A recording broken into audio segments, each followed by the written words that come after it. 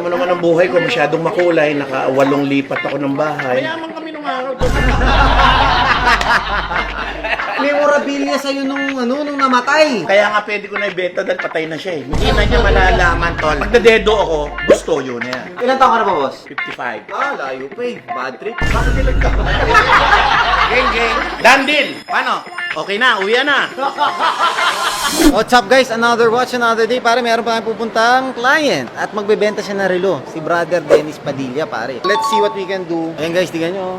Hindi na ako maka-order. Dinudumog na to si bilis ko mag-order dito dati. Ngayon, 30 minutes. Eh, masarap naman kasi. Masarap naman talaga. Okay, daily dose of coffee is here. Antayin lang natin si paring Dennis Padilla. Lapit na raw siya eh. Let's go. Kamusta, boss? Maliit pa lang ako, pinapanood na kanya. Ano pag-iikot ka, boss? Eh, bibenta ko sana yung puri ko eh. Kung bibenta, boss, eh, dahil mo naman pera. Hindi, wala nga eh. Kailangan ko nga dahil pambayad sa Meralco, sa Maynila, tsaka sa internet. Ano ba internet mo, boss? Converge. Boss Dennis, uy, shout out ah. Oh, sab ma. May tama ng ano. Sir, hindi lang tama to, boss, para may kumagat dito, boss eh. Anyway, boss, ano to, watch only? Oo eh. Alam mo naman ang buhay ko, masyadong makulay. Naka-8 lipat ako ng bahay. Ito, bibigyan lang kita ng history, no? Ako ang unang-unang celebrity endorser ng Busini, Philippines. Ang may-ari niyan, si Willis Ladaran, saka Dennis Ladaran. Si Willis Ladaran, yun yung kaibigan ko talaga. Sa malungkot na balita, mga 10 years ago, namatay na yun eh, si Willis. Nung binigay sa akin yung Christmas party ng Busini, sabi niya sa akin, "Are, may surprise Christmas gift sa'yo," sabi sa akin. Sabi ko, "Ano yun?" "Nakikita mo yung basurahan na yun?" Sabi ko, "Bakit?" "Alungkatin mo yung basurahan." Kinuha ko supot. Tapos pagbukas ko, yun. Naka-box yan. Yan yun. Kasi wala na yung box. Kasi nga, siyempre, pag naghihiwalay ka sa asawa mo, hindi naman pwedeng box. Diba? Hindi mo magagawa yun, tol. Dahil kasalukuyan, binabato mga damit mo nun, tol. Tatawa ka. Kung sasabihin mo na, "Tumigil ka, kukunin ko yung box," hindi mo magagawa yun, tol. Actually, sasabihin ko na siya totoo kung bakit may basag yan. Sa pagmamadali ko kasi tumama yan doon sa pinakagano ng gate. Kailangan ko makalabas na agad ng gate kasi hanger na yung susunod. Tsaka wood eh. Hindi yung mumurahin na hanger. Mayaman kami nung araw to. Memorabilia sa'yo nung namatay. Kaya nga pwede ko na ibenta dahil patay na siya eh. Hindi na niya malalaman, tol. Kita-kits na lang doon, ano? Oo, agad, tol. Idol kita, Marin G. Mabisado kita, geng-geng. Mabisado kita, brother. Boss, unang-una, basag. Double service na kailangan dito. Magkano mong binibenta? Hindi ko nga alam magkano. Saka boss, may stretch mark. Ito yung indication namin para malaman namin how is it used. Kung gaano ba siya kagamit. Yung sa flex niya, yung sa stretch ng bracelet niya, which is to sobrang stretch talaga, boss. If I were to get it from you, I would offer you Ang laki naman, tol. Sobra yun, ha? sobra. Ikaw ba, boss? May price ka ba? Dahil masasaktan ka ron, tol. Huwag ganun. Kailangan pareho tayong happy pag nag-iwalay tayo para dandil tayo, diba? Tama.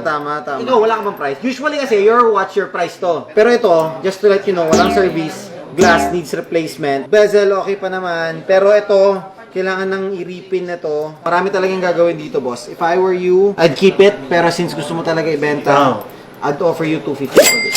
Hindi pwedeng 255. Pwede. Okay, cool. Hindi kasi yung 5,000, panggas, toll gate. Pero kung wala kang cash, pwedeng sa ibang araw ka daanan. Kung kapos ka. Tapos ba tayo, boss? Baka isipin nila mahirap ako. Looks good naman. Dadaan lang yung sa 7-step authentication namin. Okay. Pag na-authenticate naman lahat, okay lang yung basag basta original. Original yun kasi ilang beses kong binalak na papalitan, hindi natutuloy. Alam mo yan. Kasi hindi ko na rin bibenta yun kasi ang ganda ng istorya eh. Hindi mo i-frame yun, tapos may ilaw. Tapos, pag nadedo ako, gusto yun na yan. Ilan taon ka na ba, boss? 55. Ah, layo pa eh. Bad trip. Bakit ilang taon? Boss, joke lang ha. Joke lang guys ha. Joke lang yun. Alam mo, naipagbiro ano kasi alam ko gano'n ang mga biro. Nga pala, may regalo ko sa inyo. Minessage ko yung misis mo. Oo nga. Sabi ng misis mo, mga size 10 ka raw to. Eh, medyo 10 and a half itong nakabili ko sa'yo. Kaya, pasensya na. Hindi kita return white. Gusto ko to. Ay! Boss, maraming salamat ha. Grabe. Kung ano matangko si paring paring G, pare. Ay, boss, thank you. Ano tayong bagong movie na palabas?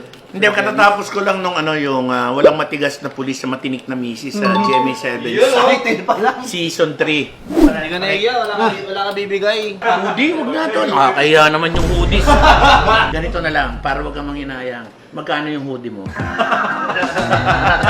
Actually, yun talaga para sa mga bumibili ng Rolex. Ang babibigay ko sa'yo, yung personal na hoodie ko na lang. Kasi yung iba baka mamaya, dumugin kami na nagbebenta rito. Si Boss Dennis, binigyan nyo, ba't kami wala? Bossing, ito muna, yung pera muna. Yes. 100, 200, tapos 55. Iran lang natin boss ha, para sure tayo dito.